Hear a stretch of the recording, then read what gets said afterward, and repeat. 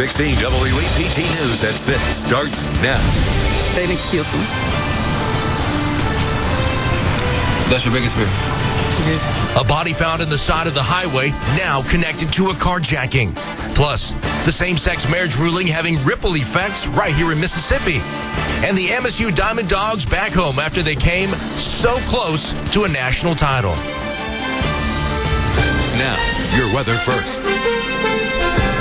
Right now, hot, humid, the real feel. Vicksburg and Natchez 100 degrees. So that combination of the temperature in the low 90s and super high humidity, making it feel very uncomfortable.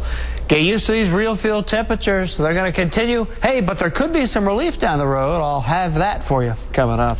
Thank you, David. A body found off the interstate is a Jackson man who was carjacked this morning. Police just made that connection between the body and this morning's crime in the last few hours. 16 WAPT's Aaron Kelly is live in the area of that deadly discovery. Aaron.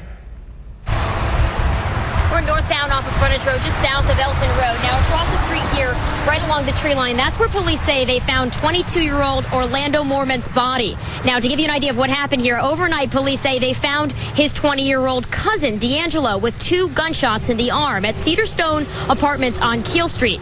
Relatives say the 2 of them were visiting family when someone shot them and took off with Orlando still in the car. Why would they do that and hold my cousin hostage, been shot?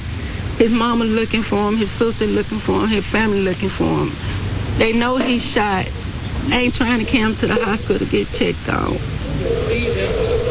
It's just a horrible feeling.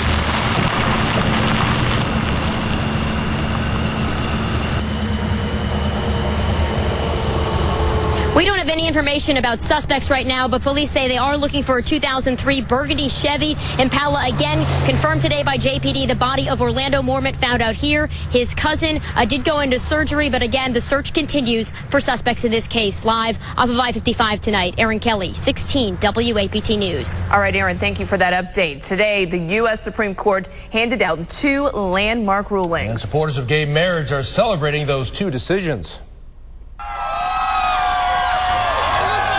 That was the reaction this morning in San Francisco when the news went bi-coastal. And here's what you need to know about the 2 separate rulings. One struck down a federal law that denies federal benefits to married gay couples. The other cleared the way for same-sex marriage in California by upholding a lower court's decision that California's voters approved a ban on gay marriage is unconstitutional. Well, local members and supporters of the LGBT community were celebrating this morning when that ruling came down. We talked to gay activist Eddie Outlaw, who watched the announcement. Outlaw says he believes it's a huge step in the right direction and hopes it sends a positive message to gay teens throughout the country. I think it's about time we've gotten to this place. For me, other than my belief that I have a fundamental right to marry my partner of almost 11 years, it also sends a clear signal to the LGBT youth of our country that they do belong in our society. Outlaw says it'll take groups coming together to change things in Mississippi, and he believes it'll happen.